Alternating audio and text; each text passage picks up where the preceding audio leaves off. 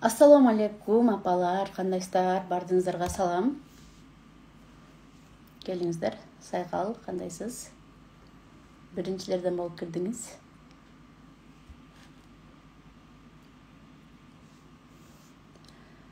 Айдана Канышай дейт. Келиңиздер. Бардыңыздарга салам жолдойм. Бүгүнкү биздин эфирибиз өз балаңызды түшүнүп жатасызбы? Өз балаңызды түшүнөсүзбү?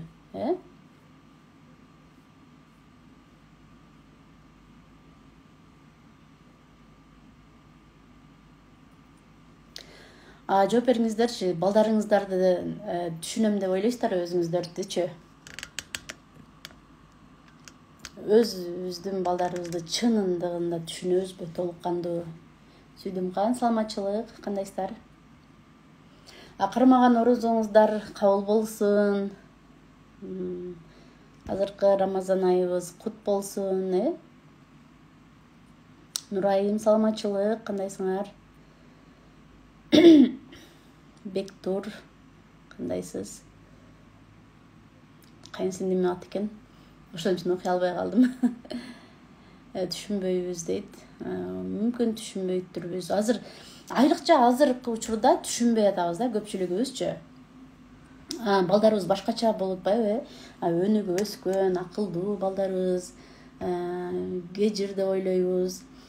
Сиз балаңыздын жан дүйнөсүнө кирип, чындап түшүнгөн апасызбы деп сураганда көпчүлүгү жок деп өзү көрдүңүздөр, өзүнө күмөн саноолор болуп атат да. Балабызга кам көрөбүз, бардыгыбыз эле тойгузабыз, кийинтебиз, анан тынч уктаса дейбиз, ийгиликтүү болуп, татыктуу билим алышын бардыгыбыз каалайбыз да, балдарыбыздынчы. Бирок азыр эми бир азга ойлонуп көрүңүзчү, ушуларды балдарыңыз жакшы болсун, ийгиликтерге жетсин деп каалайсыз. Бактылуу, жүрөгү тынч адам болсо, жашоосун жаркыратып, бактылуу жашап өссү деп каалайсыздар да бардыңыздар эле, чынбы? Эми сиз анын жан дүйнөсүн түшүнөсүзбү? Сиз анын үнсүз кыйкырыгын угуп жатасызбы, уга аласызбы? Жөн эле сүйлөбөсү деле, жөн эле денеси менен, жүрүм туруму менен деле сизге сүйлөйт да балачы, ошону сиз түшүнөсүзбү? Сиз өзүңүздү балага керектүү, сүйүүнү, көңүлдү, жылуулукту берип жатам деп ойлойсузбу? Же толук кандуу бере албай жатам деп ойлойсузбу? Ушул суроолорго ойлонуп көрүңүздөрчү өзүңүздөр. Бул жака да комментарийга да жазсаңыздар болот. Биздин катабыз, апалар, биз көбүнчө балдардын жүрүм турумун туура эмес түшүнүп, тарбиясыз бул бала, сен тарбиясыз болуп калып жатасың, сен эркесиң, укпайсың деп ойлоп атабыз да бизчи. Бул тарбиясыз депчи. Бирок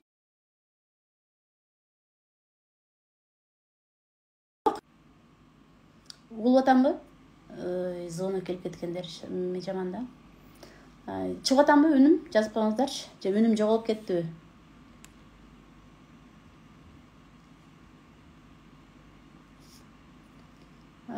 Жазсаңыздар. Сайкал угулуп атам, бир жоголуп барып эме пайда болдубу? Ошо зона келип кетти. Диана, рахмат. Айзерек, рахмат. Кыздар, рахмат. Ооба, Нурайым, биз өзүбүз чоңойгон метод менен эле кайталана беребиз. Себеби биз жаңы нерсени билбей жатабыз. Кантебиз, канткенде балдарды түшүнөбүз, ошолорду билбей жатабыз да. Балдарыңыздардын ошол баягы бул тыңдап кеткенин деп атпайсызбы бул жака? Туура эмес жүрүм турумдарын биз тарбиясыз, эрке деп түшүнүп алып жатабыз да. Бирок иш жүзүнө келгенде, чын-чынына келгенде, балдар өзүнүн сезимдерин туура түшүндүрүп бере албай жатышат. Туура түшүндүрө албайшат аларчы. Балдар менен биз сезимдерин ар биринин атын айтып, атап түшүндүргөн эмеспиз. Өздөрү балдар түшүнбөйт да, биз азыр өзүбүздү жакшы түшүнбөй атабыз, апалар делечи. Балдарыбыз кантип түшүнмөк да? Бала ошо түшүндүрүп бере албаганда ызырынып ыйлайт, ызаланып ыйлайт, кыжыры келет, кыйкырат, кыймыл аракеттери менен бизден бир нерсени суранып жатат. Биз аны түшүнгөндүн ордуна кайда кыйкырып бакырып жаап салып жатабыз. Анын оозунчу баланы, Бала кантип сүйүү, көңүл буруу сурайт. Мага мээримиңди берчи апа деп кантип сурайт бала. Келиңиз. Карап өтөлү. Балаңыз өтө тентек болуп аткан болсо, анда балаңыз сиздин көңүл бөлүүңүздү суранып жатат. Мага көңүл бөлчү, мага убакыт бөлчү апа деп атат. Эгер балаңыз ызы салып, капа болуп, кыйкырып, көзүн жашын агызып эле ыйлап атабы, анда балаңыз апа мени түшүнчү, менин эмоциямды кабыл алчы. Ушу терс эмоциялар да бар да, биз адам баласында терс эмоциялар дагы өмүр бою бизди жандап жүрөт. Мында жок кыла албайбыз да. Сиздердин деле ачууланганда ыйлагыңыздар келет, көз жашыңыздар агып кетет дегендей го. Тарынып каласыздар. Балдар деле бул эмоцияларын толук кандуу башкара албайт да.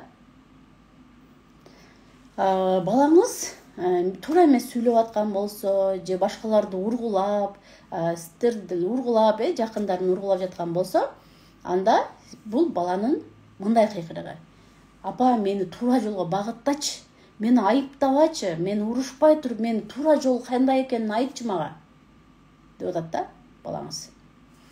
Сизден көп кучактагысы келип, сизди ээрчип эле тутукактап алдыбы балаңызчы? Сиздер айтасыздар да: аябай менин кыжырыма тийип атасың сенчи, мен кетип калбайм го, турчу нары деп айтасыздар да. Бул балаңыз коопсуздукту издеп атат. Сиздер балага коопсуздукту бере албай жатасыздар да. Апасынан, атасы жактан коопсуздукту сезбей жатат. Албетте азыркы балдар коопсуздук кошунасы капа болгондо, мисалы үчүн, кошунасы капа болгондо дедим го. Азыр бул жактан келдимби? Жакшы эле болуп калдыбы? Умка менден жеке консультация алсаңыз болот. Оффлайн азыр отпускадабыз. Жакында отпуска бүтөт. Диана чыгып атам, Ошол азыр биз балдарга толук кандуу коопсуздукту бербей жатабыз. Башка балдар капа кылганда, кошуналар капа кылып койгондо бала коргонуу үчүн сизге жүгүрүп келиш керек болчу да. Мени корго апа депчи. Ошо сиз коргогондун ордуна сиз өзүңүз бакырып атасыз. Өзүңүз баланы түшүнөйүн дебей эле тыюуларды салып атасыз. Биз бала тарбиялоо деп тыюу, башкарууну гана түшүнүп жатабыз да. Ошондуктан сиздерди туткактап жатат бала. Ошентип кучакташкысы келип сизден алыстабай жаткан болсо, сиз мындай коопсуздукту бериңиз балагачы. Апа, менин дүйнө тирегим болчу апа. Мени коргочу жакшылап деп жан дүйнө кыйкырыгы болуп жатат да бул жердечи. Эми караңыздар, биздин апалардын кетирген каталарын айтып берейин. Көпчүлүгүбүз эле бул каталардын бардыгына кирсек керек. Санап отуруңуздар.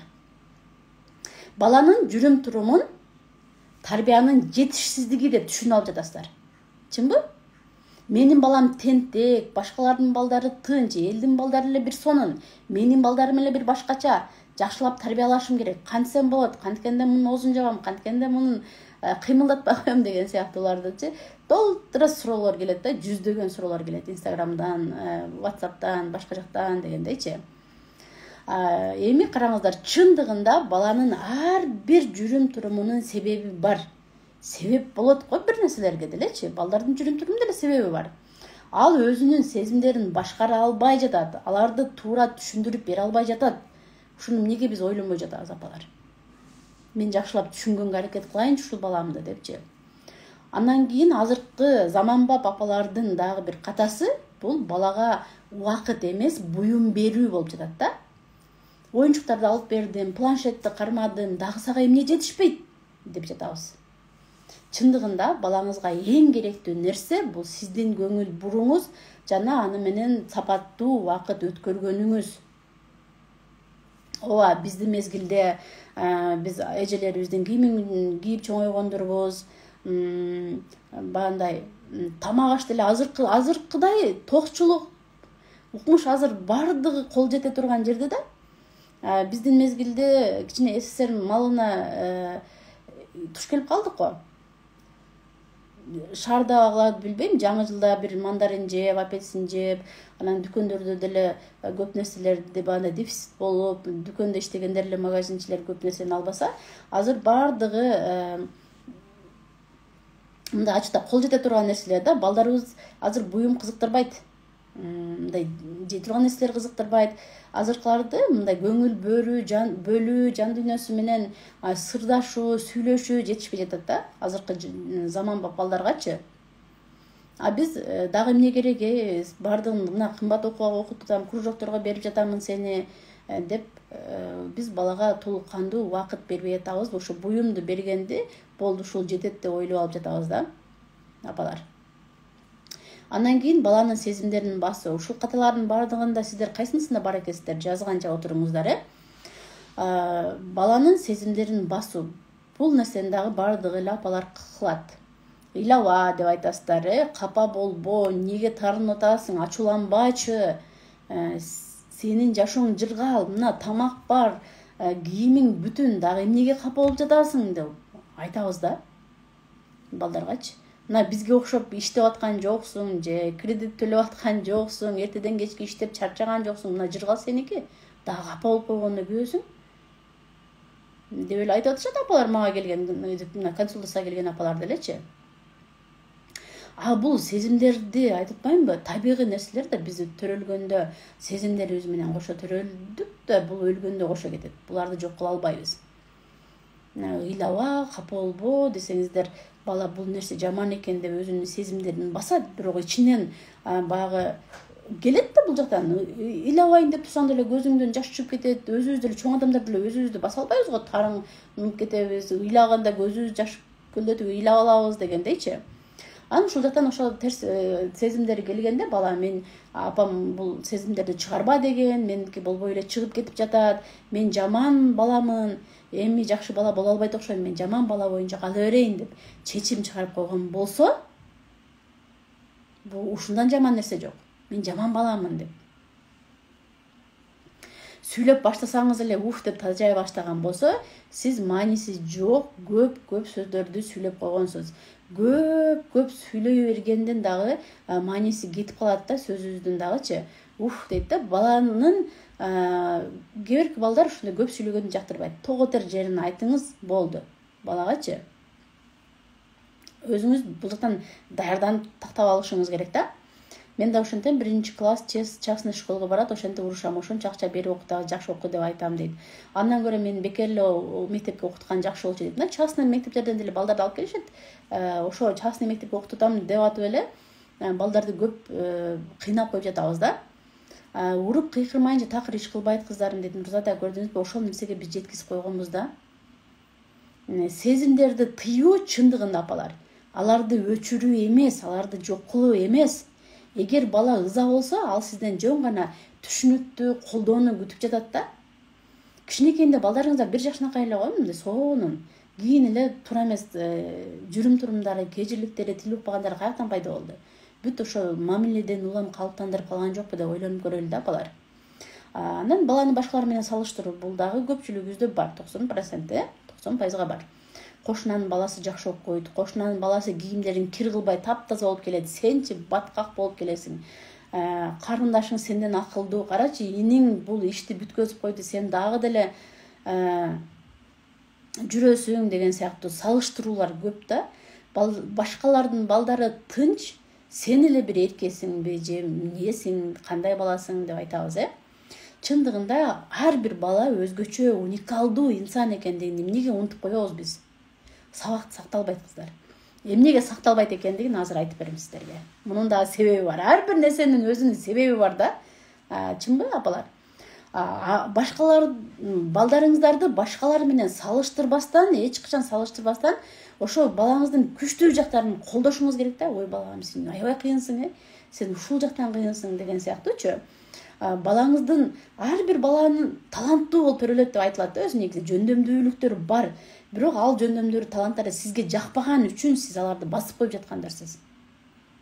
Бир кесиптердин түрлөрү көп, таланттардын түрлөрү көп, таланттуу балдар да. Бирок сизге өзүңүзгө бир кыска эле бир кесиптерди билебиз, ушундай болушун керек.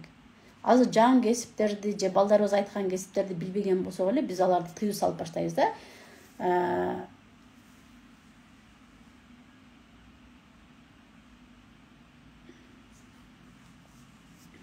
Частный мектептен сиз тарбия алат эмес дейт.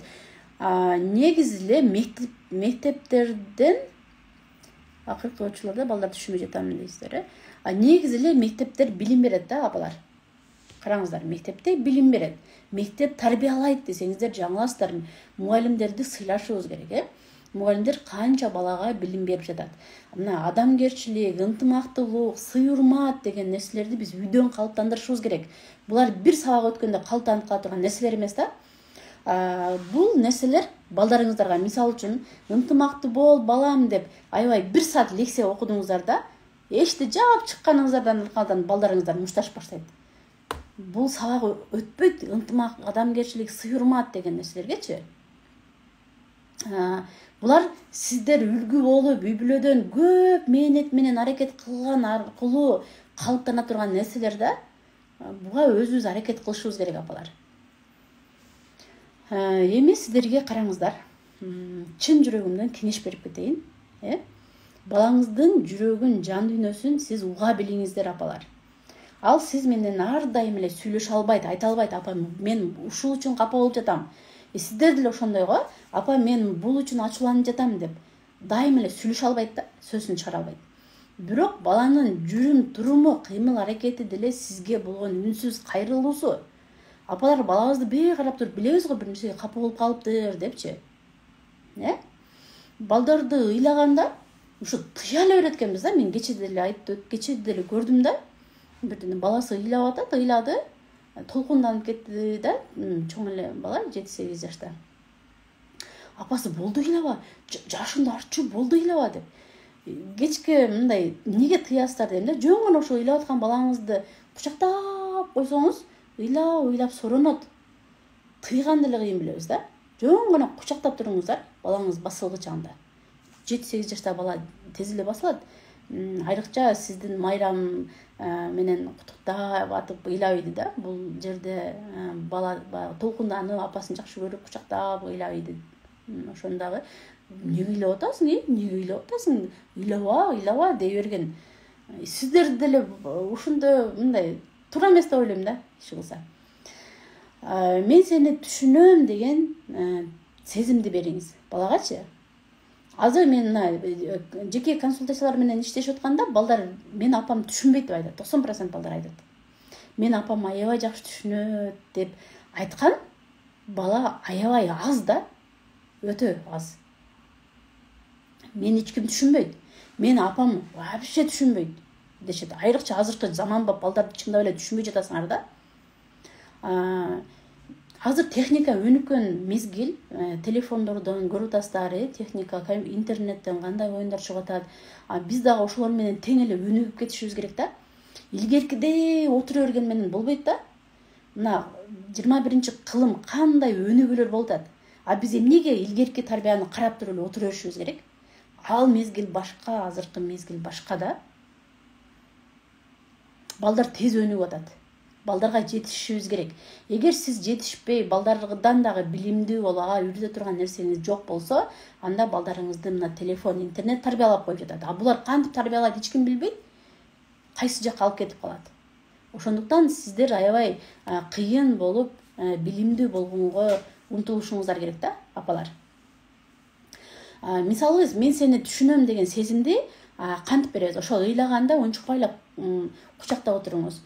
Сизге жакшы сөздөрүн айтып ыйлап ийген болсо, балам сен толкунданып кеттиң деп жөн гана кучактап, мен сени жакшы көрөм балам деп туруңуз. Сен ачууланып турасың, турабы? Бул нормалдуу сезим. Бирок муну башкача билдирүүгө деле аракет кылсак болот. Башкача билдирип көрбөйлүбү ачууланганыңды? Же ыйлаганда, мисал үчүн, эшикте ойноп азыр күн ысып калды, аттракциондорго баягы торговый центрлерге алып барып атасыздар балдарды оюн деп. Балдар оюнга тойбойт, ошону бир билиңиздер. Баламды бир оюнга тойгузуп коеюн деп ойлобоңуздар. Балдар оюнга тойбойт эч качан. Эшикте площадкаларда ойногондо да бала үйгө кеттик дегенде ыйлай баштайт да. Ошондо дагы балам сен ушул площадкадан кеткиң келбей ыйлап жатасыңбы? Сен ойногуң келип ыйлап жатасыңбы? Сен үйгө баргың келбей ыйлап жатасыңбы деп сурасаңыздар, бала деп дагы ыйлашы мүмкүн. Ыйлаган болсо мен эмнеге айтышым керек деп сиз ойлонушуңуз мүмкүн да. Бирок бала бир экинчисинде айтканыңызда ыйлайт. Бирок түшүнүп калат да, ошол эмнеге ыйлап жатканын бала себебин түшүнүп баштайт да. Мен ушу площадканы таштагым келбей ыйлап аткан турбаймынбы? Мен болсо бул оюн огум келип ыйлап аткан турбаймынбы деп бара бала чоңойгон сайын өзүнүн эмоцияларын башкарып баштайт. Ошол эмоциясы каяктан чыкканын билип, ошолорду башкарып баштайт да балачы. Балам эртең деле чыгып ойнойбуз, азыр үйгө кирип, ошо балаңыз ынжыктап баштаса, барбайм же бир жака кетпейм деген сыяктуу. Ошол жактын жакшы жактарын образ кылып берип койсоңуз болот. Бала элестетсин. Үйгө барабыз, азыр атаң иштен келет, тамак кылабыз дагы, сага сонун ваннага түшкөндү жакшы көргөн балдар бар го, ванна кылып беремин дагы. Анан жомок китеп окуйбуз же чогуу мультик көрөбүз, атаң келсе чогуу ойнойбуз деп койсоңуз, ошол жакты уже элестетип баштайт дагы, макул деп сиздерди тампаңдап беришип жөнөйт. Биз болсо бас дагы деле тойбойсуң оюнга, канчадан бери ойноп атасың, чаң болдуң, тамак кылбайм, атаң өлтүрөт мени деген сыяктууларды айтып баштайбыз да. Бала менен сүйлөшкөндү билбей атабыз. Өзүбүзчү. Ошондойсуздарбы?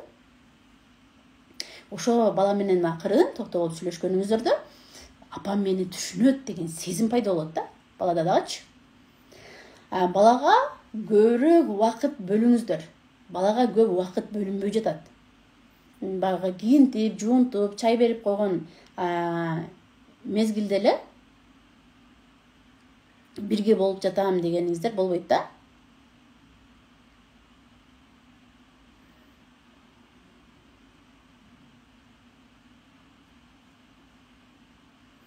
Бул жакта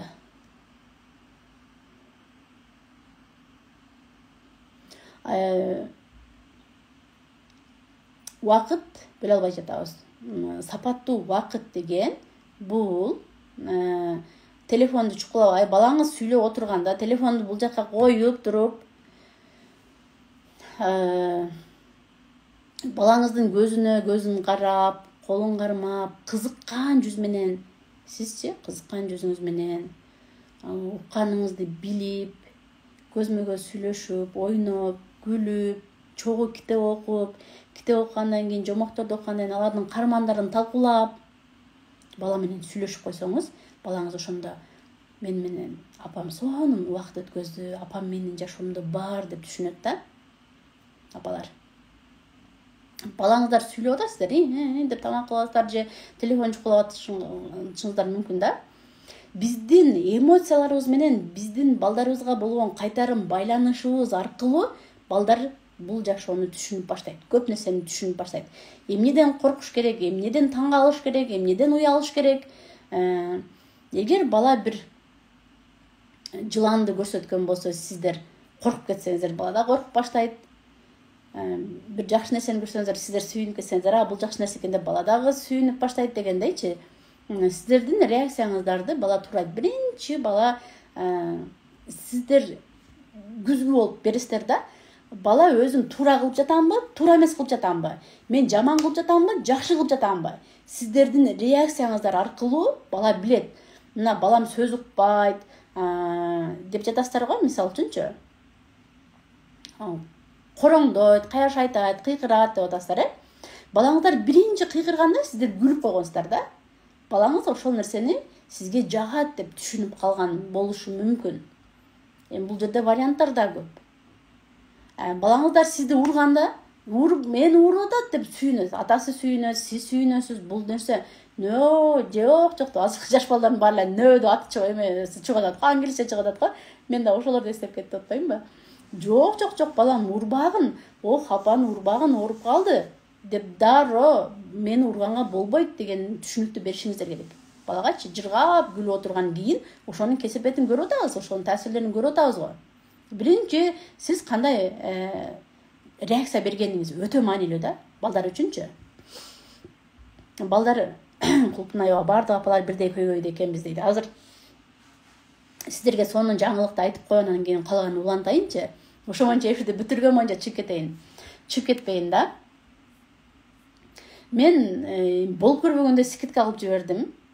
Бул жакта менин кыздарым отурабы, ким скидка канча баасын айтпайм, бул жакка жазышат.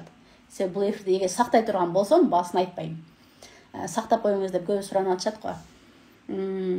Бүгүн кечки саат 12-ге чейин менин эң жакшы көргөн курсум бар, бала табияты деген. Бул курста 0 жаштан төрөлгөндөн баштап 18 жашка чейин балдардын психологиясы берилет. бөлүнүп берилет. 0 жаштан 3 жашка чейин, 3 жаштан 6 жашка чейин, 6 жаштан 10 жашка чейин деп. Өспүрүм курак тууралуу көптөгөн маалыматтар берилет ушул жактан. Бул жакта запись сабактар бар, голосовой бар, жазуу түрүндө бар. Балдарга кандай суроолорду беребиз, өспүрүм курактар менен кантип сүйлөшсөк болот. Ишыкса ичинде 15 тема бар. Элестетиңиздер. Бул курсту биз 1,5 миңден сатканбыз, дайыма сатып жүрөбүз. Бирок жаңыланды да, ичи жаңыланды, жаңы темалар бар ичинде. Мени билсеңиздер, өткөндө айылга барып көп туруп келдим, 1 айга жакын туруп келдим. Көптөгөн келиндер менен айылда сүйлөштүм. Өзүм ошол жаш баягы кол тийбегендерин өз көзүм менен көрдүм. Чындап эле көптөгөн айымдар, апалар баягы акчага муктаждыктары көп чоң экен да. Күйөөсүн көзүн карайт, кайнене кайнатасын көзүн карайт.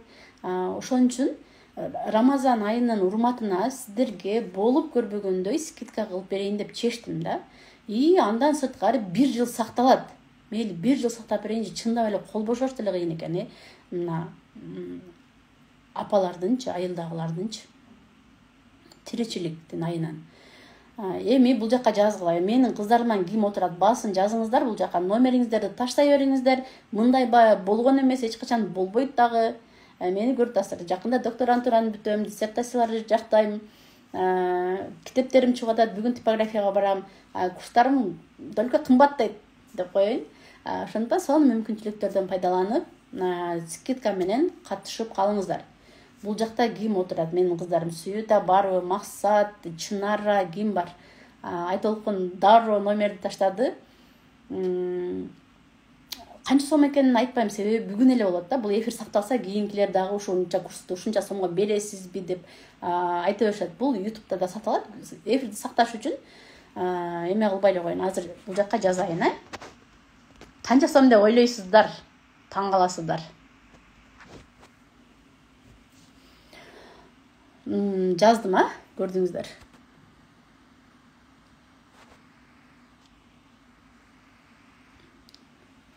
Номерлериңиздерди туруп туруңуздар, эми мен скриншот кылып алайын. Бул жакта эмне кыздар, эч кимиси жок бул жакта. Сонун болбой коюптурбу кыздар? Номериңиздерди таштап туруп, азыр улантабыз. Азыр бул жакта менин кыздарым бар экен. Айгерим, келе бериңизчи, анан кийин дагы калган сүйлөшөбүз. Мен билесиздер го, аябай эле мындай кең, ак көңүлдүгүм өтө кармап кеткен болсо, укмуш.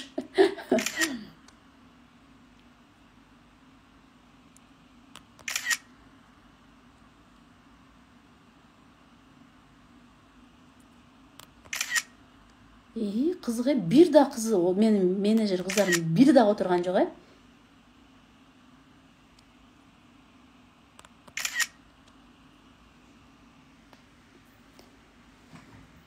Ким менеджер болуп иштейм деген кыздар барбы бул жактан? Чырак, дайыма.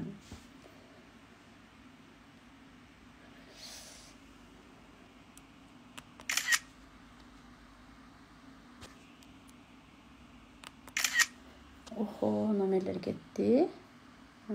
Азыр.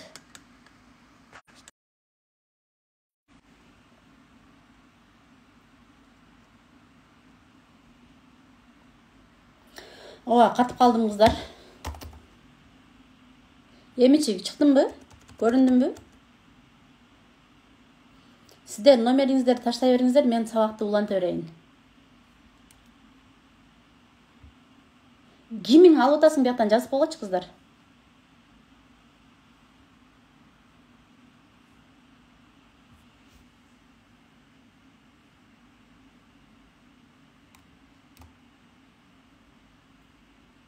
Умка ким, ооба дейт. Мынан аккаунттарыңарды билбейт экенмин да, вообще эле башкача аккаунтка аттарыңарды жазбапсыңар койчуңер.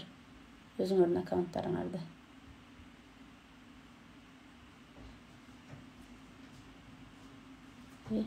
Балам.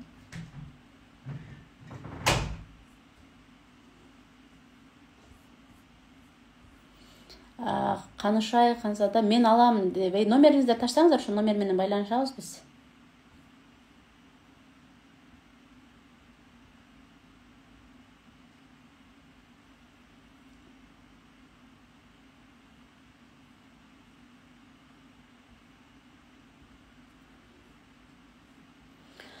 Атайын ар бир апага жеткиликтүү кылыш үчүн атайын чоң арзандатуу жасадым. Балдарыңыз менен туура баарлашууну үйрөнүү бул мындай сиздер үчүн сиздер жактан дагы бир аракет керек да. Тренерлер бар го, мисалы үчүн боксчу кылып чыгарат, мына танца балерина кылып чыгарат, олимпиадаларга барып атышат, мисалы үчүнчү. Барып атышат. Ошолор эмне кылып ийгиликке жетип атышат? Алар тренировать этет да, күнүгө машыгышат, күнүгө аракет кылат. Ошонун үчүн эле сиздер дагы баягы туура баарлашууну үйрөнөйүн десеңиздер, балдарыңыздарды жакшы тарбия берип, жүрөгү тынч, жакшы адам кылып чыгарайын десеңиздер, мындай сиздер дагы аракет кылышыңыздар керек, машыгышыңыздар керек да, балдар менен амал кылышыңыздар керек чогуучу. Переходный возраст жөнүндө бар ушул сабакта көп болот. Ал жактан Телеграмга киргенде бул жака комментарий жазасыз, комментарийдин ичинде кадимкидей WhatsApp болгон, WhatsApp'та эле иштешип сүрөт, аудио, видео, жазуу баардыгын жөнөтсө болот да, ал жакачы.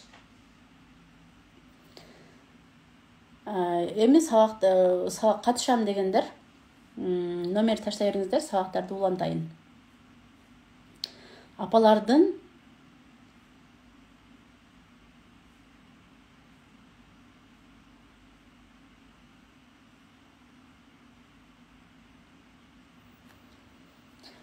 анан албетте балдарыбыз деле туура эмес кылык жоруктарды кылат.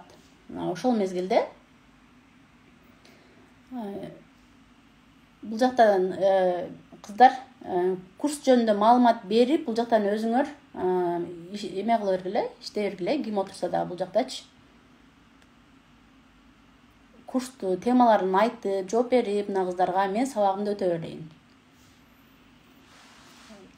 Урушпагыла, туура багыт көрсөткүлө деп атпайм, эми балдарга чек коюшубуз керек. Эмне туура эмес экендигин биз айтып беришибиз керек да.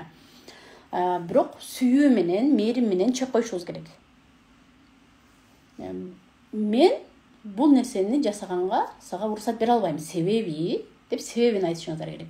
Мисалы балдар шоктонот го, ойноп кете берет, жолдо жетелеп кетип атсаңыздар, машинага жүгүрүп кете берет, ошол жерде жүгүрбө, бас берака, сен эмнеге тиле албайсың, сен тентексиң деп кыйкыра бербей, балага айтыңыз: балам, менин колумду кармап жүр.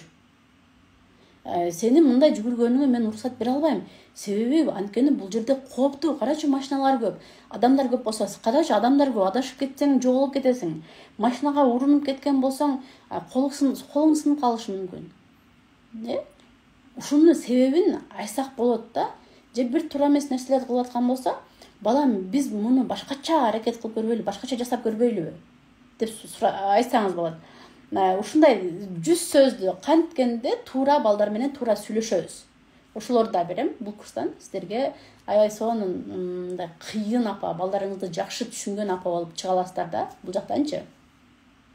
Анан албетте сүйүүңүздү балдарга айтыңыз, көрсөтүңүз. Мына консультацияга келген балдар дагы айтат: апа мени жакшы көрбөйт. Мени үйдө эч ким жакшы көрбөйт десе таң каласың. Апасы дагы таң калат да, эмнеге ушинтип айтып атат деп. Мен деле апамын, балдарыбызды аябай жакшы көрөбүз го, билебиз, аябай жакшы көрөбүз балдарыбызды. Сүйүү бар, баардыгыңыздардын жүрөгүңүздөрдө бир энелик мээрим, бир башкача сонун сүйүү бар да сиздердечи. Бирок ошол сүйүүнү балдарга жеткизе албай жатасыздар. Мындай жеткизүү дефицит болуп жаткандай азырчы. Балдарга болсо сиздин сүйүүңүздү сезүү өтө маанилүү. Жөн гана мен сени жакшы көрөм деп айтканыңыз мүмкүн балаңызга жетишсиз болуп жаткандыр. Аны кучактаңыз, көзүңүз менен мээримдүү караңыз, жетелеңиз, көз карашыңыздан, үнүңүздөн, аракеттериңизден, денеңизден билдириңиз да. Сөз менен дагы сөз айтып турушуңуздар керек. Көбүнчө биз апалар ойлойбуз, жөн эле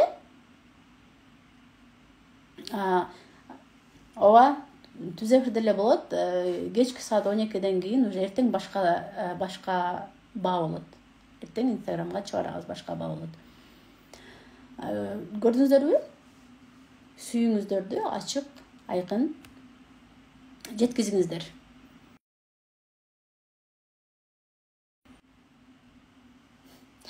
Дагы угулуп атамбы кыздар? Бүгүн телефон не болуп калды? Бир катып дагы пайда болдум. Угулуп атамбы?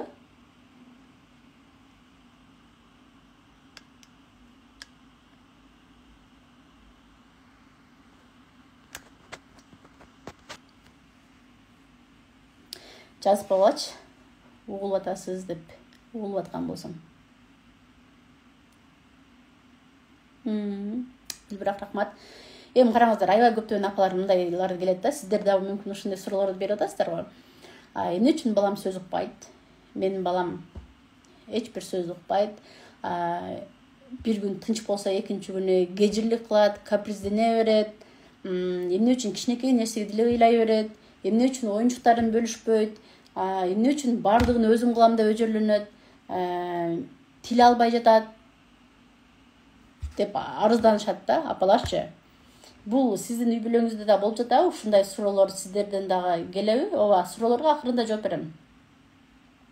Анда сиз ушундай суроолор болуп аткан болсо, сиз балаңыздын жан дүйнөсүнө кирүүнү үйрөнүшүңүз керек. Сиз балаңыздын жан дүйнөсүн түшүнүүнү үйрөнүшүңүз керек. Апалар.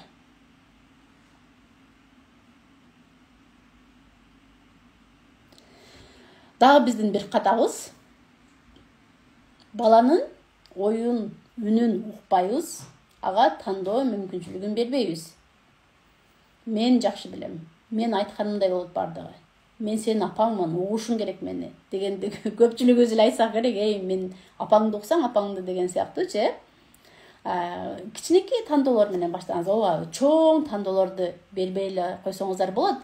Кичинекей балдарга өзүнө ылайык тандоолорду. Ак носкини кийесиңби, кара носкини кийесиңби деген сыяктуу да. Мындай кичине баланын өзүнө болгон ишенимин дагы сиз пайда кылышыңыз керек ушундай тандоолор аркылуучу. Чындыгында балаңыз өзүн көз карандысыз инсан катары көргүсү келет да. Сезгиси келет. Бала каалоолорун билдирүүнү үйрөнүп жатат. Бул чоң жашоодо жашаганды үйрөнүп жатат. Эгер сиз анын тандоосуна эч кандай орун калтырбасаңыз, бардыгын өзүңүз эле тандай берген болсоңуз, анда ал ата энеге болгон ишеними жоголот, же өзүнө болгон ишеними жоголот.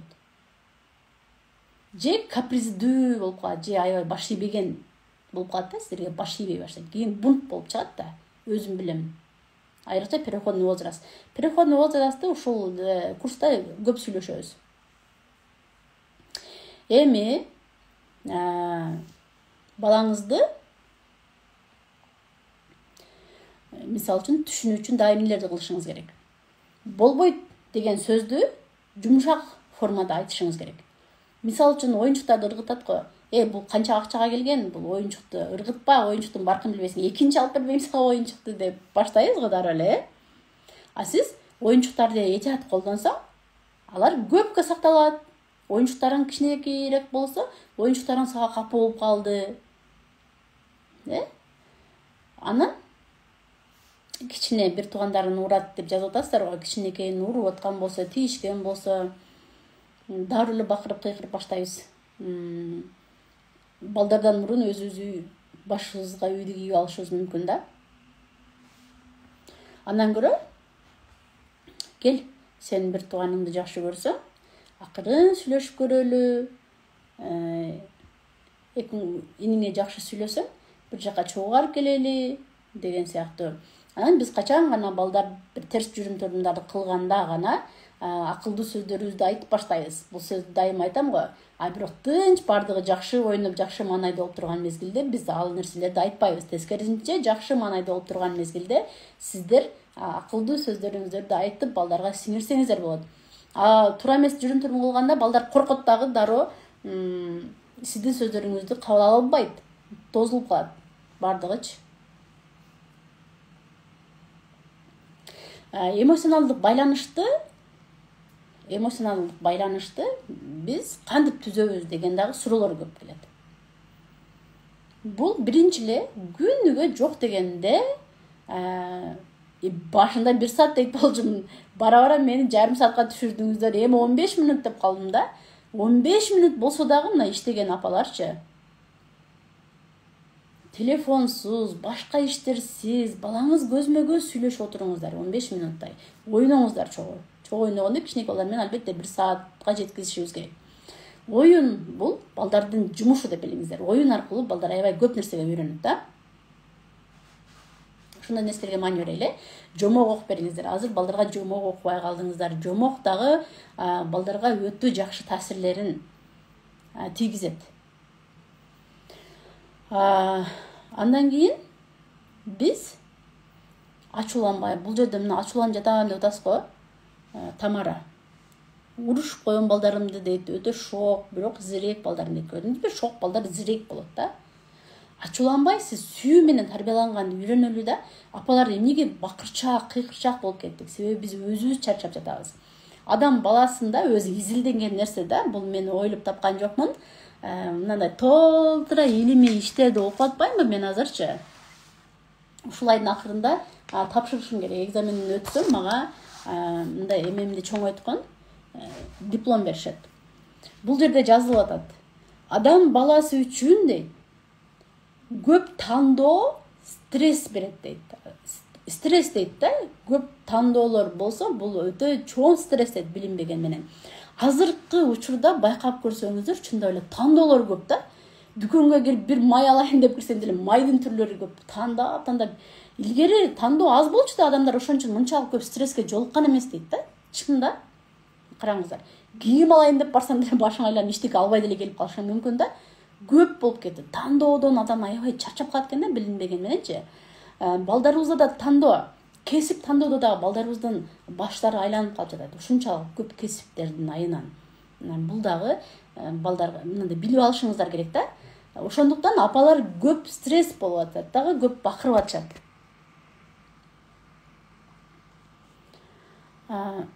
Балдарга бакырбаш чарчаган апалар бакырат.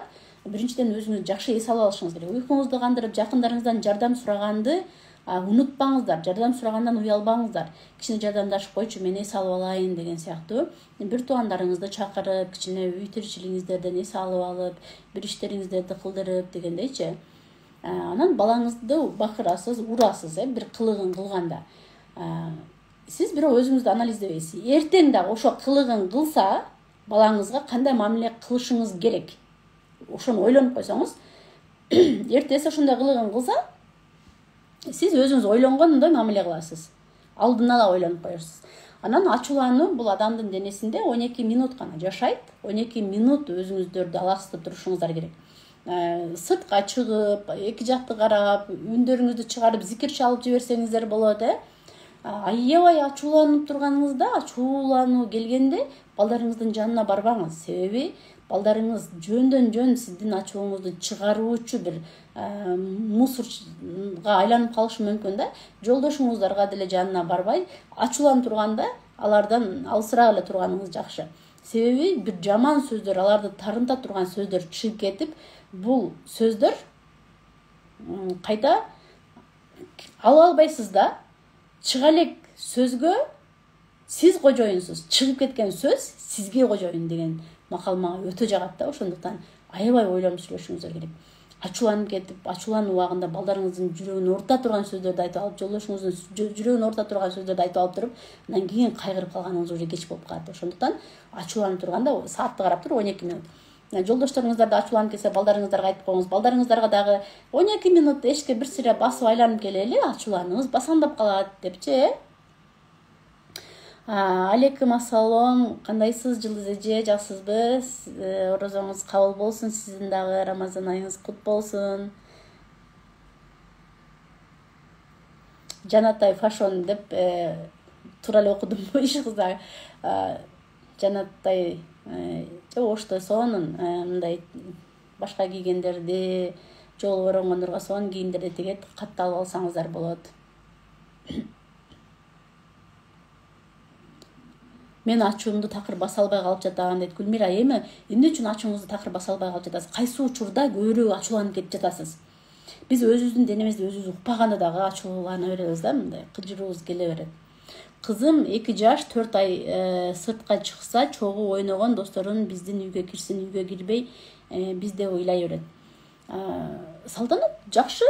жакшы. Салтанат, мындай кылып алсаңыз болот. Сиз эгер жөндөмдүүлүгүңүз болсо, караңыз, 2 жаш 4 айлык балдарды кызыңыз менен тең балдарга аябай сонун оюндарды уюштуруп, гимнастикаларды жасатып, 1 саат 2 саат аларды өнүктүрүү оюн аркылуу өнүктүрсөңүз, апалардын баардыгын, азыр апалар делечи баардык көпчүлүгү балдарын телефонун карап эле отура бербей ушундай ойноп турган жерлер болсо алып барат. Азыр акчадан көбү кыйналбай эле калды го. Өзүңүзчө ушундай акчага деле кийин опытный, тажрыйбалуу болуп кеткенден кийин акчага деле ушундай балдарды үйүңүзгө 1 саат 2 саат карап аларды өнүктүрүп, машыктырып, ойнотуп турсаңыздар болот. Балдарыңызды үйгө чакырып келип уюштуруп, балаңызды ошол аркылуу өнүктүрүп кетсеңиз да болот.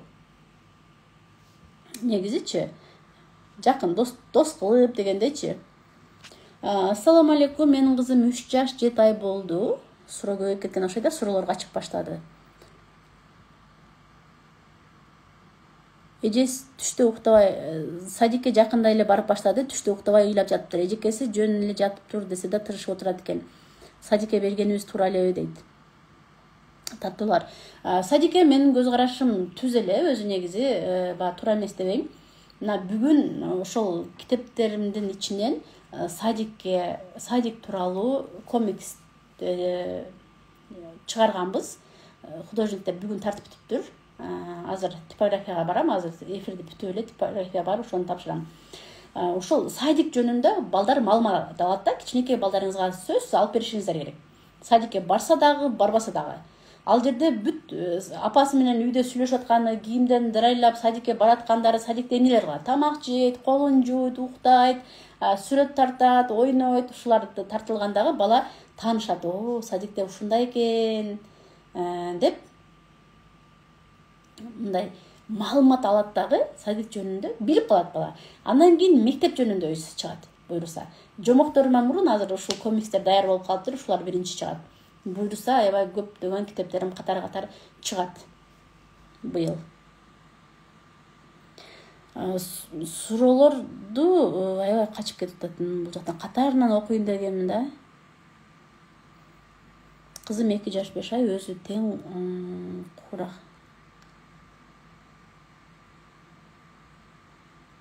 Мен ойной албайт, оюнчук талашып эле ар дайым ыйлай берет дейт Роза.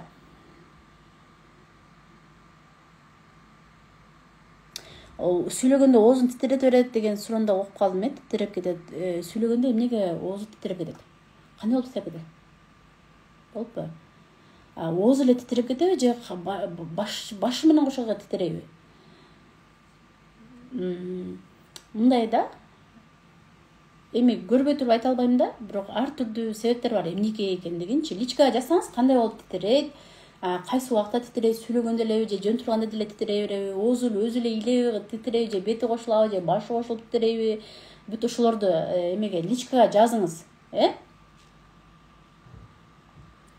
Кандайсыз? 5,5 жаштагы балам жомок айт деп айтып жасам, кошо жарышып сүйлөй берди. Кылсам болот, кыжырым келип кетет дейт. Жакшы экен да, торт өзгөн дейт. Кандайсыз өзгөн? Эми сен айт балам деп айттырып коюңуз, балаңыз сүйлөп берсин. Кудай жалгасын, балаңыз жомок айтып бере берсин сизге. Балам, мен айтып бүтөйүн, анан сен айтасың деп. Сүйлөшкөн болсо ушу кармандап талкуулаңыздар. Ой, мына карышкыр кыйын экен, балам, мына карышкыр болгондо сен эмне кылат элең?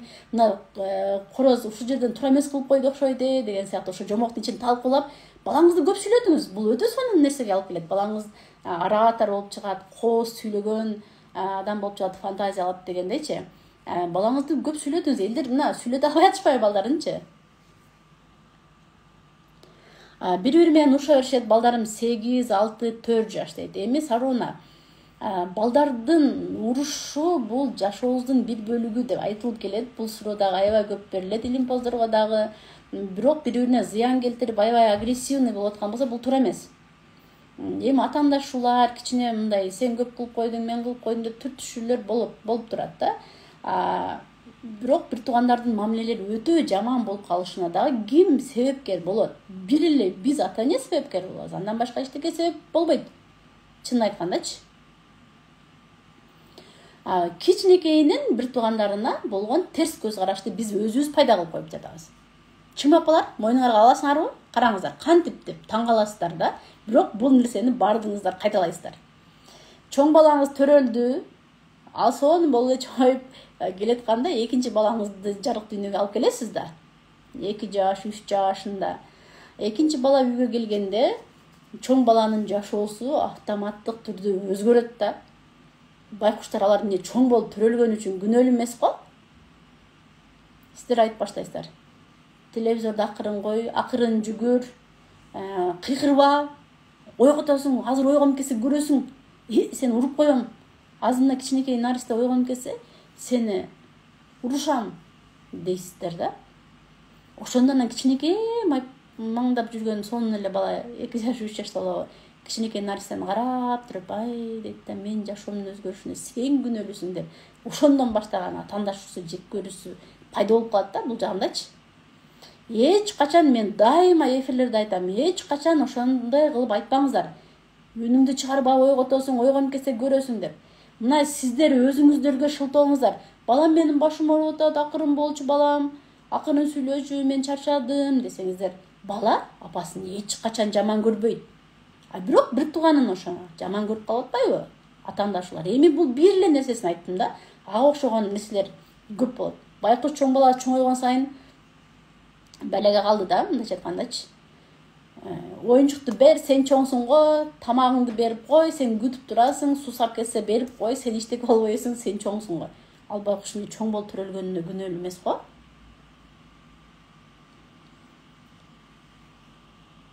Бир туугандардын сиблинг деп коет өз психологияда. Чоң баланын психологиясы вообще башкача болот, экинчи баланын психологиясы, үчүнчү баланын психологиясы башка болот. Эң кичинекейлердики башка, эгиздердики башка, көп балалуулардыкы башка, 5 баладан өйдө. Көп балалардыкы аябай жакшы да, балдар мындай көп нерсеге эрки, күчтүү, анан мындай бир нерсени тез үйрөнгөн, тиричиликке тың, чыйрак балдар болот да, көп балалууларчы бирин-биринен үйрөнүп дегендейчи. Кээкелер айтат го, мен жалгыз баламды кымбат мектептерге берип, көзүн карап чоңойтсом деле тез ооруй берет, бир нерселерди билбей калат депчи. Мыналар көп балалууларына жылаңайлак эле жүргөн, нанжап эле чоңоюшкан жаман кыйын балдар болуп чоңоюп кетти деп. Көп балалардын психологиялары алардыкы вообще бөлөкчө ойлонот. Чоң бала менен ортончу бала, кичинекей баланын эле айырмалары аябай чоң да, ат менен төдөй дегендейчи. Булнун дагы менин куштарымда айтылат өз негизи, бирок башка кушта, бактылуу бала куштунда айтылат булар. Менин китептеримди дагы 10 китебимди 380 кылып койдум, мына 10 гайд китепчени. Азыр электронный форматта өзү китеп, кагаз китеп чыга элек. Бүгүн биринчи жолу берем кагаз китепти, ал 10 күндөн кийин чыгат. Бүгүн эгер берсем. Бул китеп чыгаруу дагы бир чоң акча экен да, туугандар. Сүрөт тарттырганы, билбетин 1,5 меники жаш балдардын китептери болгон үчүн, жомоктор болгон үчүн сүрөт сөзсүз керек болот да. Анан чоң апаларга кийинчерээк чыгарам. Сиздер шашылбай туруңуздар. Негизгиси азыр биздин жаш балдарга арналган китептер өтө аз экен. Жомокторду окуп алып, чачым тик турду. Асманды карап калайын деди. Анда айтып берген, мурунку эфирлеримди көргөн болсоңуздар, азыркы жомоктор өтө балдардын психикасын бузган жомоктор бар экен. Балдарга туура эмес таасир берген жомоктор бар экен. Ошондуктан жомок деп турган болсо эле балаңызга алып берип, мамнан оку деп берип койбоңуздар. Ичин өзүңүздөр сөзсүз окуп туруп анан бериңиздер, апалар. Мурунку мен жомок тууралуу айткандарымды көргөндөр барбы? Көрдүңүздөр беле? Өтө страшный жомоктор бар экен. Ошондуктан менин жомокторум мына терапиялык жомоктор жаздым да, атайын терапиялык жомоктор. Кыска, нуска, өтө эле жомоктор, ажыдар, пажыдар жеп кеттер дегендер жок. Мээримдүүлүккө, мына бир туугандардын ынтымактуулугуна үйрөтөт. Боорукерликке үйрөтөт, тартипке үйрөткөн бар. Мына телефон азыркы заманбап жомокторду да чыгарып салдым. Компьютердик оюндардын зыян экенин. Балдарга кичинекейинен айтып берсеңиздер, китеп жакшы, компьютердик оюндардын терс жактарын укканда, ошо жомокту уккан балдар кийин чоңоюп, баягы оюндар менен тааныш баштаганда эле жомоктор эсине келет да. Кой, мен бул жака кирбейин деп жомоктор эстейт. Жомокторду бала түшүнбөгөндөй боло берет, ойноп жүрүп уга берет, бирок алардын түпкү баягы ышкырык менен айткан барып туруп түпкү аң сезимине, түпкү жүрөгүнө алар отурукташып калат. Жомоктор кийин өзүнүн жашоосунда, баланын жашоосунда кийин таасирлерин тийгизет, жакшы таасирлерин тийгизет да. Жакшы жомокторчу. Мына жомокторду айтып берсем күлөсүңөр, укмуш, страшный, айтып берейинби? Дагы уга элекмин деп атасыздар го. Китептеримди Гүлназ азыр бул жака номериңиздерди таштасаңыздар, менеджер кыздарым отурат, дароо алышат дагы, сизге жазышат. 10 гайдты телеграмга киресиздер, азырынча электронный окуп туруңуздар. Азыр кагаз түрүндө чыга элек. Кагаз түрүндө 10 күндөн кийин буюрса биринчи китебим чыгат, балдар үчүн арналган, садик тууралуу арналган. Андан кийинкиси мектеп тууралуу. Андан кийин балдарга өтө сонун бир китепче жазып койдум. Денеге саякат деген, элестетиңиздер, балдар жомок катары эле денеси менен таанышат, жүрөгүнүн, боор, бөйрөк, тиштери менен, бүт көздөрү менен, бүт ошолор менен таанышат. Сонун китептерим буюрса чыгат. Мына курсумду сатып ала алсаңыздар, китептердин чыгышына да сиздер жардам берген болосуздар. Просто бул жактан кичине материалдык акча гана керек, көп акча керек болуп атат да, ушунча көп китептеримди чыгарыш үчүн. Менин китептерим чогулуп кетти, аябай көбөйүп кетти да. Чыгарыш керек болот бардыгынчы. 11 жаштагы балам заикасы этет дейсиздер. Заикасы эткенде айдың өзү калтырса болот, билесизби? Логопедтер менен иштедиңизби, психологдор менен иштеңиз. Өзү заикасы эткен көбүнчө чочугандан пайда болот да, бала чочуп калгандан. Көпчүлүгү себеби ошо чочугандан болот да. Анан албетте баягы жүрөгүн көтөртүп дегендерге дагы мен кошулам да, негизичи. Анан психологко келип бала менен да иштеш керек, үйдөн да өзүңүз да иштеш керек. Заикасы эткен бала менен эч качан шашылып сүйлөшпөңүздөр. Акырын, көбүнчө шыбырашып сүйлөгүңүздөр берет, шыбырашып үнүн чыгарбай, шыбырап сүйлөсө заикасы этпейт. Байкап көрсөңүз, анан бала бир нерсе деп сүйлөп баштаганда сиз отура калып дароо угуңуз. Шашпай сүйлө балам, мен сени угам деп. Дагы эмне себептен заикасы эткендер азыр көбөйүп баштады. Чочугандан башка дагы балдарыбыз азыр телефон көрүп атат, оюн ойноп атышат, маалымат көп, балдарыбыз окуп атышат, маалыматтар көп, ошолордун баардыгын чыгара албайт. Бизге кызыктуу нерселерин айтып берейин дейт, биз болсо укпай атабыз. Ошондо бизди толук ошол маалыматтардын баарын бизге жеткизиш үчүн балдар шашылып калат да, деп сүйлөп калат дагы, ошондон да кекештенип пайда болуп калып атат деп азыр айтып атышат окумуштууларчы. Мына манжалар, кол менен тилдин тамырлары бирге. Манжаларды майда моторика деп койду. Майда моторикаларды жакшы иштетишибиз керек. Колдорду массаж кылышыбыз керек. Бул жерден комплекстүү иштеш керек да. Заикасы эткенде ушундай аракет кылдырып калтырып коюңуз, балаңыз сизге кийин аябай ыраазы болот. Кийин чоңоюп кеткен болсо, анда эме болуп калат, кыйын болуп калат. Мен кагаз китептерим чыкса, кыздар бардык китеп саткан дүкөндөрдө сатылат. Китеп саткан дүкөндөргө жөнөтөбүз. Ош, Жалал абад, Баткен, Москва, Бишкектин китеп саткан дүкөндөрүнө кирип туруп эле Рамажан китептеринен бериңиздер деп туруп эле ала бересиздер. Таркалат, буйрса таркалат. Анан доставкалар менен кетет. Бул жактан мен менеджер кыздарыман алсаңыздар болот. Өзүбүз деле доставка кыла алабыз.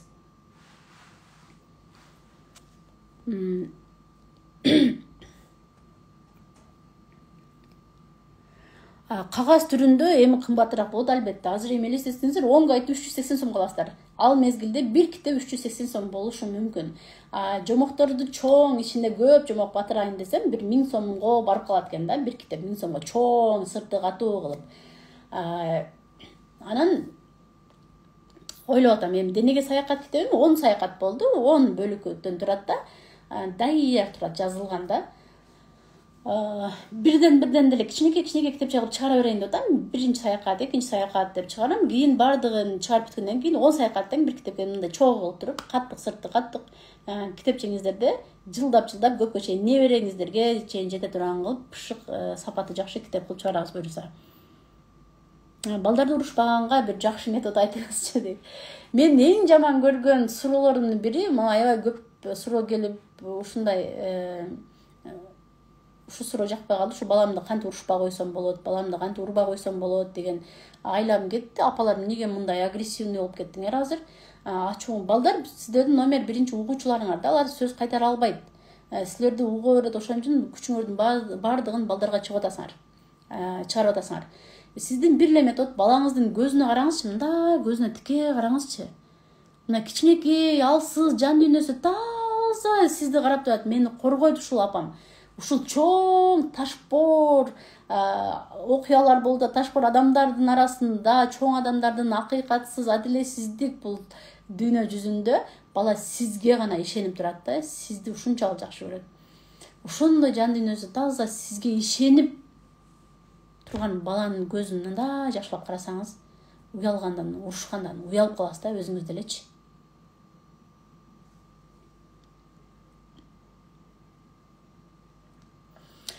Тогуз жаштагы балам аябай түнт, өтө секин сүйлөйт, эми эле өтө нервный, тез эле ыйлап жиберет дейт.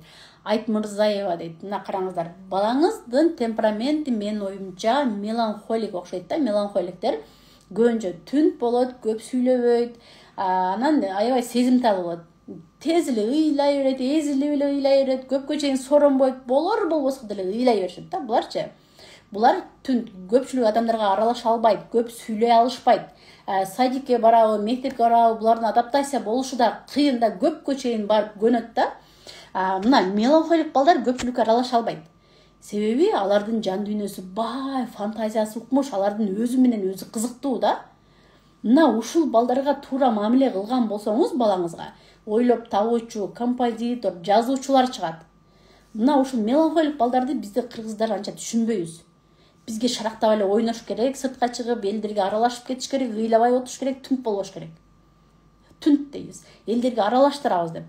Мына ошол ойлоп табуучулук жөндөмдөрүн биз талкалап салып жатабыз, ушу меланхоликтерди түшүнбөйчү, туура түшүнбөйчү. Анан булар эме да, мындай дагы. Спортко кызыкпайт булар. Меланхолия эркек балдары, эркек болсо эле бардыгы спортко кызыгат деп эле спортко сүдүрө беребиз. Футболду жактырышпайт, жүгүрө бергенди жактырышпайт. Бул меланхоликтер мындай бир ордунда отуруп эле теннисти жактырышы мүмкүн, бассейнди жактырышы мүмкүн. Ушундай, булар жазуу, бир нерселер жазып, анан булар эжикелер да кыйнап коет азыр. Эжикелерге да сабак атабыз го. Меланхоликтер доскага чыгып жооп бергенди жактырышпайт, ыр айтпайт майрамдарда. Ыр айттырам, доскага чыгып жооп бердирем деп мугалим аяктан кыйнаса, апалары үйдөн досторду көбөйттүрөм, элге аралаштырам деп апасы кыйнайт. Бул балдарды сындырып коюп жатабыз меланхоликтерди. Ошон үчүн балдардын темпераменттерин дагы аябай жакшы түшүнүп алышыңыздар керек. Мына ушул курста берем, ушул темперамент жөнүндө сиздердичи берем. Түз эфирден өтүп берем ошолорду. Сабак башталганда биринчи буйруса, Аллахым кааласа, түз эфирден ушул темпераменттерди сиздерге өтүп беремин. Мына бала табияты курсуна катышкандар. Ооба, сүрөттөрү көп болуп атам. Сүрөттөрдү да укмуш, художниктерди, мисалы, балдарыбыз художник болом десе чалкабыздан кетебиз. Художниктер дефицит таппайбыз, издейбиз, талаш художниктер. Мына 2 айда бүтүрдү, кичинекей 17 бет китепти. Берки чоң жомогум 200 бет болгон болсо, канча айда, 5-6 айда бүтсө керек.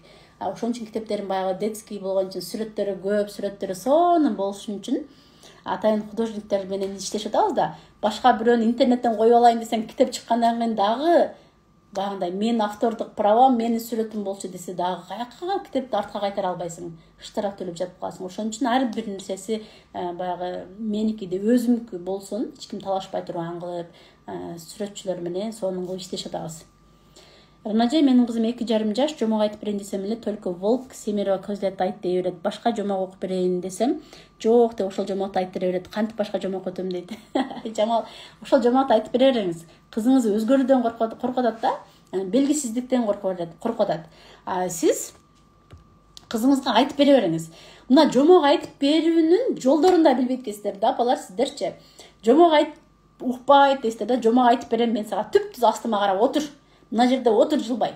Балдарыңыз ойной берсин, оюнчуктарын кармалай берсин. Сиз өзүңүз үчүн окуй берсеңиз, балдарыңыз уга берет, балдарыңыз кыйын угат ана нерселердичи. Акырын үйрөнүп да кетет балдарчы. Анан ошо сиз азыр ошо жомокту айта бересиз, бирок сен ойной бер, мен өзүм бул жактан башка жомокту окуймчу деп, же балаңыздын оюнчугуна мишка, мамалагын курчактарын отургузуп алып, өзүңүз келиштирип, үндөрүңүздү карышкырларды окшоштуруп, аюуларды окшоштуруп, деди зайчик, ой деди деген сыяктуу кызыктырып окуй берсеңиз, кызыңыздын бул жактай куклаларына, кызыңыз ойноп атып угуп, ал жомокту да, башка жомокторду да жактырып кетет да. Эң негизгиси бул жерде сиздерге кызыктуу болуш керек бул жомокторчу. Кызыгып окуңуздар. бир гана балаңыз эле угуп отурбаш керек. Сиз өзүңүз үчүн эле окуй бериңиз. Балаңыз ойноп атканда акырын сиздин башка жомокторуңуздарга көнүп кетет. Баягы жомок укпайт деген балдарга дагы алар ойной берсин, сиз анын оюнчуктарына окуңуз, өзүңүз окуңуз. Балдарыңыз ошентип көндүрүп алсаңыздар болот жомокко. Караңыздар, курстун баасы канча сом дейт. Мына жазып койдум. Көрүнүп атабы? Ушунчалык арзан ишенбей атасыздарбы? Баага дагы өтө сонун мүмкүнчүлүк. Катышып үлгүрүп калыңыздар. Эртең уже башка баа болот, үлгүрүп калыңыздар.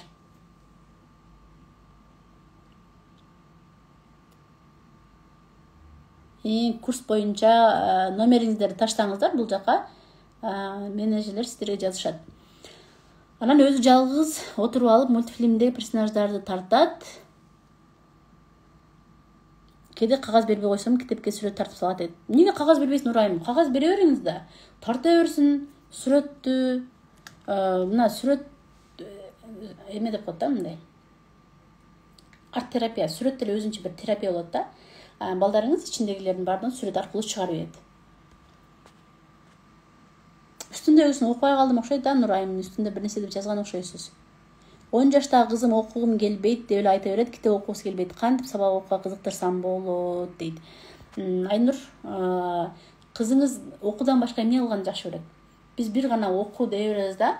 Көпчүлүк апалардын дагы бир катасы, ата-энелердин катасы. Балдарыңыздар окуп атат, кайсы сабактан начар болсо, кайсы сабактан кыйналып аткан болсо, ошол жака басым жасайбыз, репетитор жалдайбыз, башкаларды аракет кылдырабыз. Бирок баягы жакшы билген, кызыккан жагын карабай коюп жатабыз да. Тескерисинче ошол кызыккан жагын өнүктүрүп кетпейлиби? Балаңыздын талантын билдиңиз, билип эле койгон жетишсиздик кылат. Сиз ошол талантын өстүрүп, өнүктүргөнгө аракет кылып кетишиңиз керек.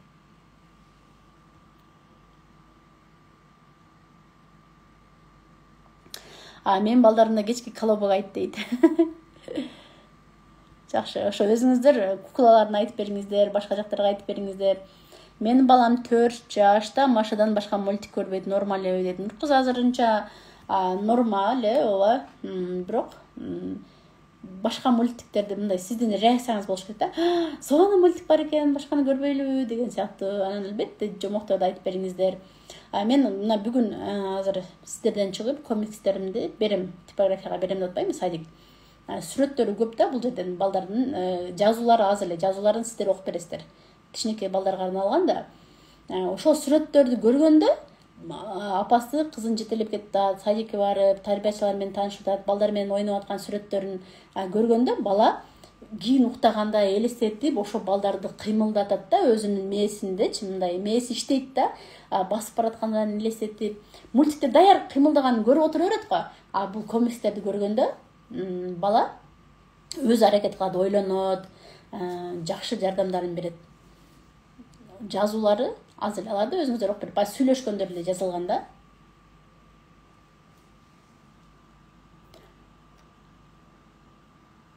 Анан өнүктүрүүчү тесттер дагы жасалган. Алар менен дагы иштеп атышат художниктер. Эми буйруса любой китеп саткан дүкөндөрдөн китептеринди алып каласыздар. Азырынча гайдтарды ала бериңиздер. Гайдтардан алсаңыздар күйбөйсүздөр. Гайдтар түбөлүп калат, сиздерден саталат. Өзүңүздөрдө саталып калат. Өчүрүлбөйт да телеграмданчы. Ошо өмүр бою тура берет. 10 электрондук китептерде жомоктор бар, 80 бет мисалы жомоктор. Кагаз китептери анчалык арзан болбойт да, барырчы. Буларды алып туруп чыгарып алсаңыздар болот. Өткөндө бир кыз чыгарып алган экен. 400 сомго чыгардым дейт. Тыпыйтып чыгарып алыптыр. Аркасына мен сүрөтүмдү балдары көрүп биздин тайнебиз деп коюшат экен. Тайнебиз качан биз менен келип таанышат деп, сизди тайне деп алышкан деп күлөт. Мынча жакшы китеп чыкса сага белекке берем деп. Уже китептерим чыга эле белекке таркатып баштаган. Эмнесин айтасыздар?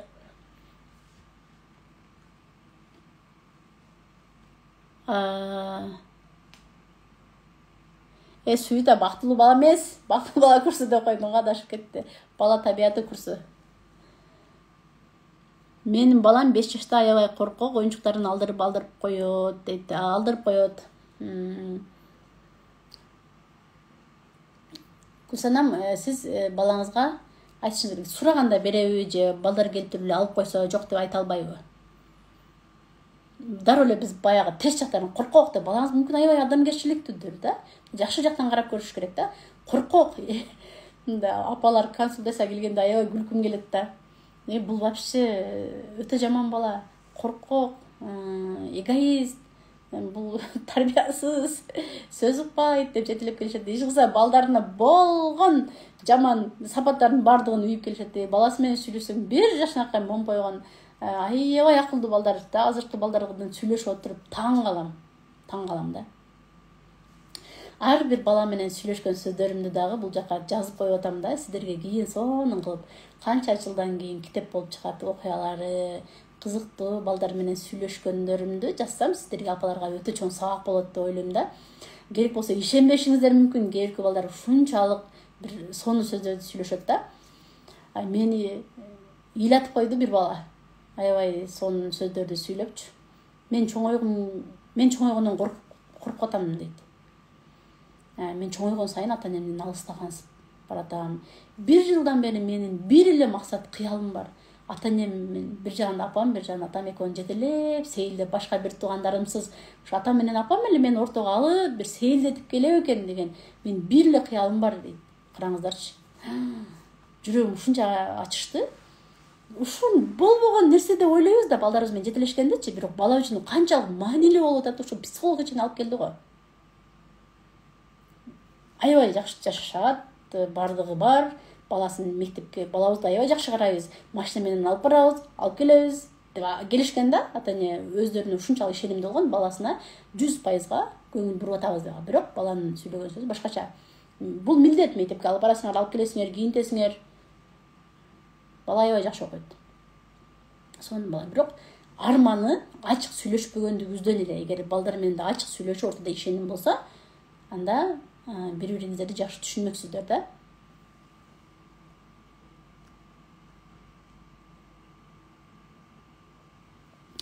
Кызым 1,5 жашта, аябай эркелетип көзүн карайбыз, айтканын кылганга аракет кылабыз. Көп внимание бөлгөнгө аракет кылам. Ар дайым менин көңүл бөлүмдү күтүп турат. Тура ушул кылганым көз каранды болуп калбайбы дейт Мерхан. Ушул балдарга туура мээрим берүү эрежеси да бар. Мына гайдты алган болсоңуз, мына 10 гайдтын ичинде бар да. Анан балдарга эрежелер бар, туура мээрим берүүнүн дагы. Ар бир бардык нерсени ортолукта карманышыбыз керек да, ортолукта. Өтө минуска, өтө плюска кетип калбашыбыз керек да. Дайыма ортолукта карманышыбыз керек. Улумдун привычкасы пайда болду. Мектепке баргандан баштап башын оңго солго кыйшайтмай, бармактарын кырсылдатмай, жашы 6-да дейт. Гүлнара, ошо бала кыжаат болуп атат да, мындай тынчсызданат да, тынчсыздануусу көп. Негедир азыркы балдардын тынчсыздануулары көп болуп атат. Эмне болуп кетет, азыр эмне болуп кетет деген сыяктуучу. Биз балдарга мисалы үчүн кээде мына жакшы апанын окуясын айтып берейин. Баламды мактайм дейт да, мисалы үчүн. Иш кылышат, балам аябай жардам берет. Балам, сен жардам бербесең мен аябай кыйналып калмакмын, сен жардам бербесең мен ооруп калмакмын, сен бар үчүн жашап жүрөм мен, карачы, сен бар үчүн мен жаш болуп жүрөм. Ал апай мынтип айтат экен да, сен бала кыйрап деле жардам бербейт, 6-7 жашар бала. Ал жок деле сиз кыласыз өзүңүзчө, бул деле жалган болуп кетип атат да, мындайча айткандачы, жалган да деп айтсаңыз, сиз апа ойлоду да, баламды аябай мактап койду, мен бул жакшы нерсе, мен жакшы методду колдонуп жатам деп ойлонот. Бирок бала мектепке барганда ушундай сиздин балаңыздай тынчсызданып, эки жакты карап шаша берет экен, сабакка көңүл буруп эчтекени түшүнбөйт. Себеби бала мектепте отуруп, апам мен жок үйдө кыйналып калбады бекен, меймандар келип калса кыйналып калбады бекен, апам ооруп калат кыйналып калса, мен жанында болушум керек деп. Ал бала жанында болуп эле кыйратпайт го негизичи. Сиз ошо сөзүңүз менен ошентип көндүрүп койгонсуз да баланычы. Деп мектепте отурганда дагы кечки апам эмне болду экен, үйдөгүлөр эмне болуп экен, ушуп кетпеди экен деп ойлонуп атып, сабакка болгон көңүл буруусу да жок болуп кетип атат. Ошону эжеке сушат аяктан, анан өздөрүнүн алаксыздыгы үчүн мындай денелерин кыймылдатат, бармактарын соруп баштайт, тырмактарын тиштейт, кырсылдатып башташат да. Мен ошондуктан апаларга айтам. Оң кулагыңар менен да, сол кулагыңар менен да угуп алгыла. өтө эле ашыкча мактап койгондун кереги жок, жалган мактоонун кереги жок. Балаңыздар жок болсо сиздер кыйналбайсыздар, ал бала кыйрап деле жардам бербейт го, мындайча айткандачы, эмечи. А сиздер чыйраак, кыйын апа экениңиздерди, билимдүү апа экенсиздер. Менин колумдан бардыгы келет, мен барымда балам, сен билим алып ал, өнүгүп өсүп ал. Мына мен кыйынмын, сени коргой алам дегенди беришибиз керек. Атасы бул жактан кыйын экенин, бул жакта апасы турганын балага билдирсек, бала көңүлү тынч, жүрөгү тынч, мектепке барат, силерди ойлонбойт эмне болуп жатат деп, сабакка да көңүл бурусу жакшыратындай болуп карайт да, сабакты дагычы. Биз атасынын туугандарын, апасынын туугандарын дагы, тага журтун, ата журтун дагы жамандабашыбыз керек. Балдарга жакшы туугандар жөнүндө айтып беришибиз керек. Кыйындар болгондо илгери батырлар, согушка катышкандар, бир кыйындар болсо ошолор жөнүндө айтып берип, ушундай сенин тагаларыңдан ушундай кыйын, сенин абаларыңдан ушундай кыйын дегендерди мындай айтып берип койсоңуздар, окуяларды кызыктуу кылып айтып берсеңиздер, ичинде бир сыймыктануу пайда болот. Бул менин туугандарым, булар кыйын болгон экен, мен дагы сөзсүз кыйын боло алам. Бул жакта менин ата журтум турат, бул жакта менин тага журтум турат, баалар сонун адамдар деп мындай астыга көздөй мындай өзүнө ишенимдүү кадам таштайт да балачы. А биз кичинекей баланы деле өзүбүздүн проблемаларыбызга тартып алабыз да. Ал жагын жамандап, бул жагын жамандап, мага жакшылап көңүл бурсун деп эмнеге жетише аласыз сиз? Дерчи, эми негизичи. Общий эле суроого жооп берип атам, бир эле адамга жооп берген жокмун да негизи. Саламатсызбы? Менин кызым 3 жашта, мен ачым келгенде бетине уруп жиберем. Көбүнчө жаман таасирин тийгизбейби дейт. Албетте тийгизет да, сиз бетине чалкайт эле, сизди бирөө уруп атса элестетиңиз, эчтеке болбойсузбу мындан деп отура бересизби? Өмүр бою синага чалпайт эле бетке, айрыкча бетке урсаңыз. Жаман таасир тиет да, анан эмне жакшы болмок беле. Менин балам 10 жашта урулук кылып жатат дейт. Гүл, бирок менде 2 эфирим бар YouTube каналда. Ушул урулук тууралуу. Психологияда бул урулукту азыр 10 жашта болсоңуз балаңыз билиш керек. Клептомания, клептоманкалар деп коет да. Буларга эмоция жетишпегендиктен балдар урулук кылат. Балаңыз эмнени урдап атат? Кээ бир балдар болбогон нерсени сиздер акча бересиздер, бардыгы жетиштүү, бирок урдай берет. Ручкасы болсо ручканы деле урдай берет, кичинекей балдар кээ бирлер. Өчүргүчтү деле мындай болбогон эле нерселерди урдай берет. Аларды клептоманиялар деп коет. Буларды психологдор менен иштеп, аракет кылып көрсөңүздөр болот да. Урулуктун бир максаты болот, чоң урулук. Алар чоңойгондо башталат. Клептомандардын максаты жок. Булар чоң гана ала берет. Ошо урдап атканда, булар банда адреналин, аттракциондордо чыкканда адреналин алабыз го, деп бир башкача болобуз го. Ошондо мен жашап жатам деп өзүнүн денесин сезет да, мындай күчтүү эмоция болгондо гана өзүнүн денесин сезет, ошол нерсе жагып калат. Урулуктан кантип андай эмоцияны сезет деп ойлошуңуздар мүмкүн да. Бала урдап атканда, бирөөнүн сумкасынан бир нерсе алып атканда, эч ким билбеди, билип калбады, мен урдап койдум деп эч ким көрбөй калды, алып коеюн деген. Көрдүңүздөрбү? Кандай күчтүү сезим пайда болот да. Анан бала алат.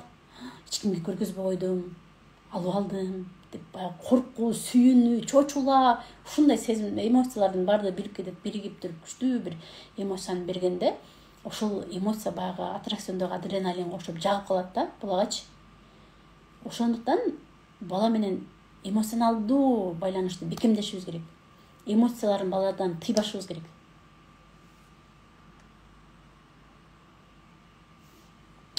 Менин кызымды кайненем чымчып жиберет, 2 жашта кызым. Эмне кылайлы эми? Кайненеңиз барбы, шалбаса эми жанына көбүнчө жолотпогонго аракет кылыңыз, андан башка айла жок. Кичине алысыраак.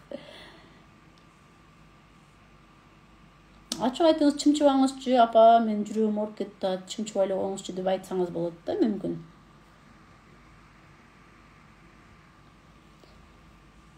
Кичине эле 2 жаштагы кызым ката кетирсе сразу эле урам. Бул туурабы? Атасы дагы урушат, чоң атасы да 2 жашар кызым бакырып сүйлөйт дейт. Бул суроону чындап берип атасызбы же мындай жөн эле атайылап берип атасызбы дегендей болуп калды го. Бул жерде бардык апалар таң калып аткандар Нурадиевдин суроосуначы 2 жашар, 2 болгону бул жашоого келгенине 2 эле жыл болду. Сиз зон койгон апасыз. 30га чыктыңыз, 25ке чыктыңыз, 25 жыл. Жашыңыздардан айырмачылыгыңыздар бар. Сиз чоң адамсыз. кызыңыз кичинекей болуп сизди караганда сиз дөйдө болуп турасыз да, мындай айткандачы. Мени коргойт ушул бирдеке болсо деп ишенген адам өзү даңкылдатып уруп аткан болсо, бул деген адилетсиздик да, өтө туура эмес нерсе да. Кандай ушу жүрөгүңүздө ушу 2 жашар кызды урганга кандай адам болуш керек дейм да. Кандай адам болуш керек?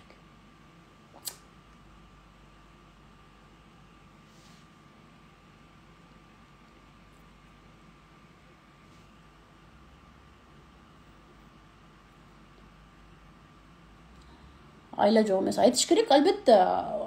Суроолорду атайлап бергенде болуп кетти да. 2 жаштагы кызым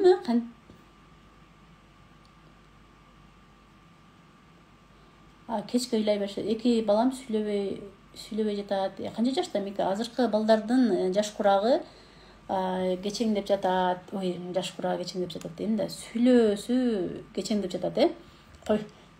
Жакшынап эле эфирди бүтүрүп кетеличи. Жакшы окуй албай баштадым. 1,5 саат болуп калды да. Барыңыздар менен коштошом. Мындан кийин дагы эфирге чыгабыз. Алдын ала рекламаны беребиз. Эфир боло турган болсо. Кийинки темабыз балдарды канткенде күчтүү кылабыз деген темада болот. Тынч болуңуздар, аман болуңуздар. Скидкага үлгүрүп калгандар бардыгыңыздарды куттуктайм. Тынч болуңуздар.